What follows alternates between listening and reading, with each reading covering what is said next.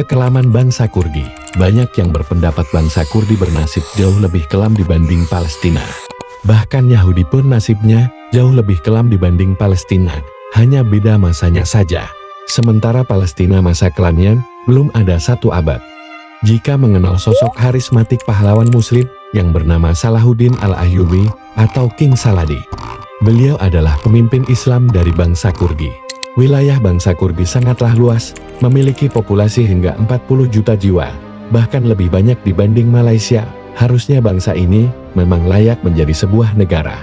Pasca Perang Dunia ke-1 setelah bubarnya Ottoman, Kurdi sudah direncanakan Barat akan dimerdekakan menjadi sebuah negara. Akan tetapi harapan itu pupus tatkala Turki sebagai biang keladi membatalkan rencana tersebut dengan menetapkan batas-batas Turki model dalam perjanjian Lausanne. Akibat ulah Turki ini, akhirnya negara lain seperti Suriah, Irak dan Iran pun mengikuti langkah Turki. Wilayah Kurdi akhirnya tercabik-cabik oleh batas keempat negara tersebut. Destek olmalıdır.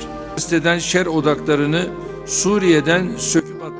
Itulah sebabnya bangsa Kurdi sangat membenci Turki dan terus melakukan pemberontakan. Lalu di mana kisah kelamnya?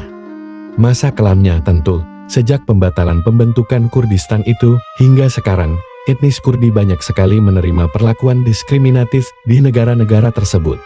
Bahkan di era Saddam Hussein, tercatat Saddam melakukan pembantaian yang menewaskan ratusan ribu Kurdi. Ini baru di Irak, belum di Turki, Suriah maupun Iran. Kelompok ini selalu mendapatkan perlakuan tidak adil.